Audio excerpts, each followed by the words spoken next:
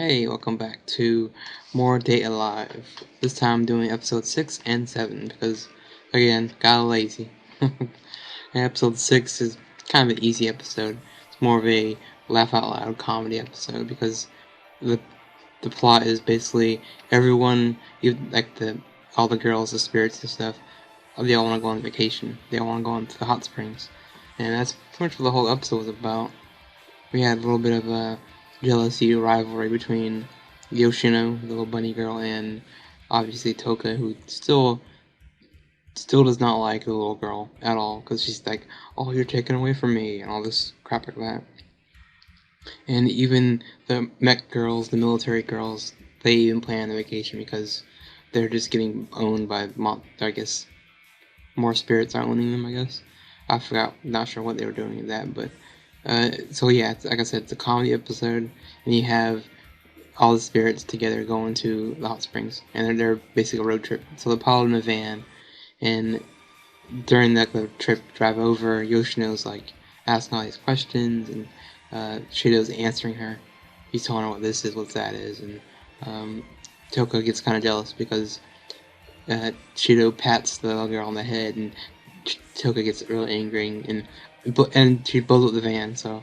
And they're kind of forced to walk the rest of the way to the hot springs, and everyone's kind of mad at her, but Shido's just like, well, it's fine, don't worry about it, I'm not mad, because she thinks he's mad, and so all of them kind of walk to the hot springs, and the mech girls, while they're preparing their little trip to go, everything goes bad. They're on a train, the train gets blown up, so they have to retreat off the train and go on foot or fly around, and it even gets to so far as when the spirit girls all arrive at this little local, I guess, town.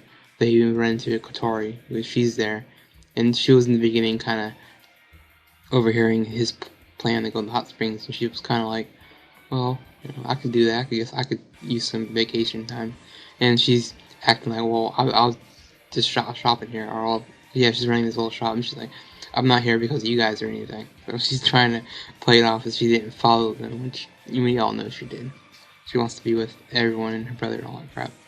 And while that happens, the spirit girls do their thing, and the military chicks are basically they fall into all these traps that Kotori left, because Kotori doesn't want them near the spirits, because obviously they're going to try to capture them if they see them, so Kotori set all these traps and everything, and everything goes wrong will go wrong for the military girls.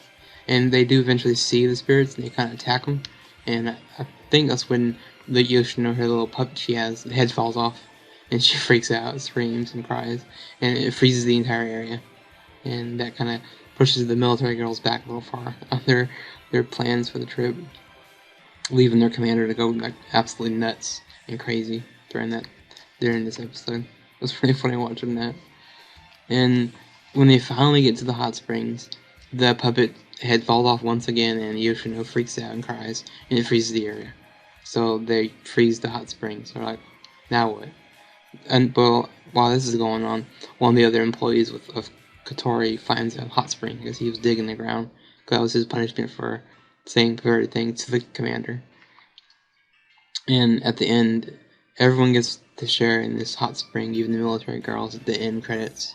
Which was kind of like, okay, you're supposed to capture them, but you want to hang out with them. But that's fine, I'll let that slide. But it's funny, as a co-ed hot spring, so it's Shido with all these girls, and they're kind of jumping all over him, and it's kind of funny. And since that episode kind of ends on a weird preview of a girl wearing this new mech suit, and she's like a mysterious chick they don't know about.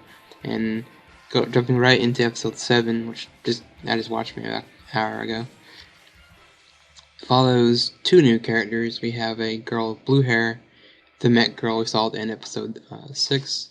She's wearing this new mech suit, blue lights and stuff on it. And the opening of the episode 7 is her fighting the other military girls, I don't know what we'll call it, like a test, like a trial between each teams. And this new girl wipes the other ones out easily with little to no sweat, breaking the sweat. So, and it ends kind of goes with with Toby fighting her at the last minute, but they kind of give it a draw, I guess. And they reveal that this new girl, her name is Mana, and she has blue hair, and they kind of hint towards that. After she sees this video, she hints towards that she's the actual biological sister of Shido. They both have blue hair, so it's kind of her character. I guess she's the real sister. And after we introduce her for a little bit, she hangs out with Toby, and those two kind of hit it off. Because I guess they'd said that Mana actually killed one of the spirits before, but she didn't really talk much about it. And they cut to this school bit with a new transfer student. I saw this coming a mile away. But it's not Mana transferring in, it's a new girl named Karumi. And she's got black hair, hair that covers one part of her face, so she's got kind of the emo look if you want to get specific with it. And she's kind of a weird character. She's very straightforward, and she basically walks to class like, yeah, I'm a spirit. And everyone's kind of like, what? Like, who are you? Like, they don't know about the spirits. And Shido, Toby, and Toka in the background is like, stunned, like, why would she just come out and say she's a spirit when they're supposed to be hiding in our world? But it's whatever, it's what character she is. And she's like, well, I'm new to this school, so I need someone to show me around. And this random kid raises his hand, I'll do it. And she's like, no. She comes up to Shido and is like, you're gonna show me around the school after class is over. And he kind of agrees because obviously he's supposed to hunt the spirits, so Kotori kind of says, oh, you're gonna do it. And they do it. And during the scene where he's showing her around the school, she's just hitting on him and flirting with him and just being, like I said, very straightforward. They even like do a thing where what he should say to her, and the 3 things where I think one were like, show me your underwear, tell me why are you saying you're a spirit, what are you, whatever.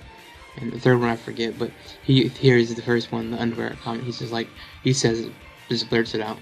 And Karumi, she's kind of like, I don't care, I'll show you. She goes to show him, and he's getting all excited, like he's kind of like freaking out. And Toka and Toby are kind of like spying on him, like, we don't trust this new girl. No one's gonna get near you except us. And Karumi's just like, well, why am I? You girls are just, all in love with him. Things like that.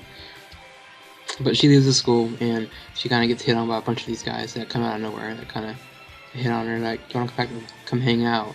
And she's like, she knows what they're talking about, and she's like, yeah, I'll show you a good place so we can do what you gotta do.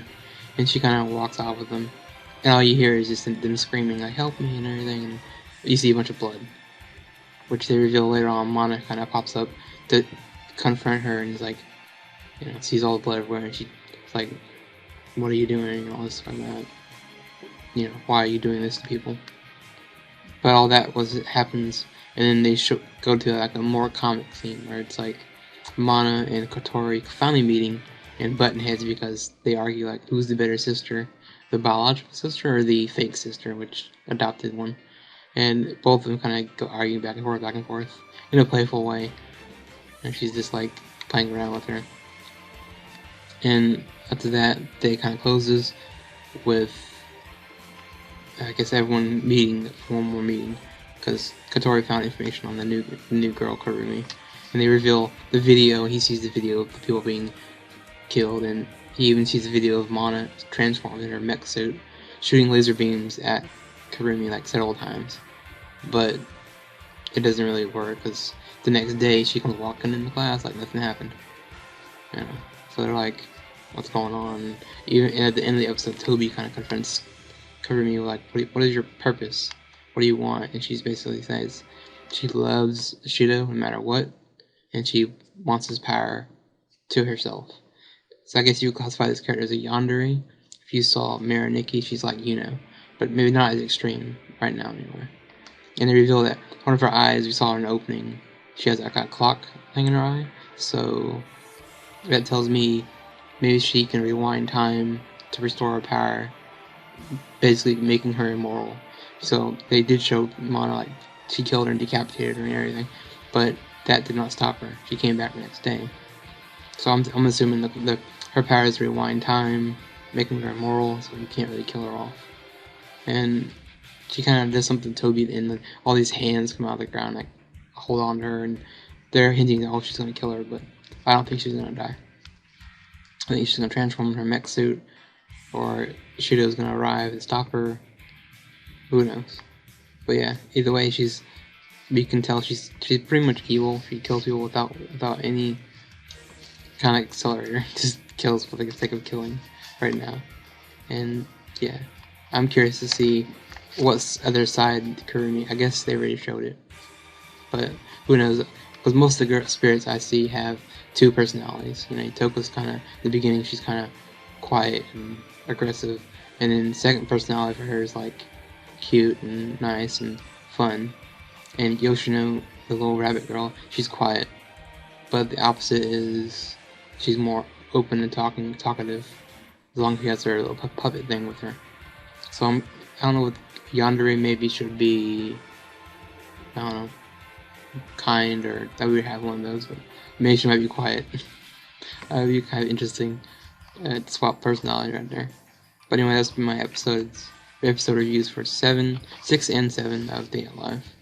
Hopefully see you for episode 8, maybe 8 and 9, depending on what happens in episode 8. These last episodes have been kind of boring. Yeah. Anyway, that's been my double review of Day Alive. So, take care.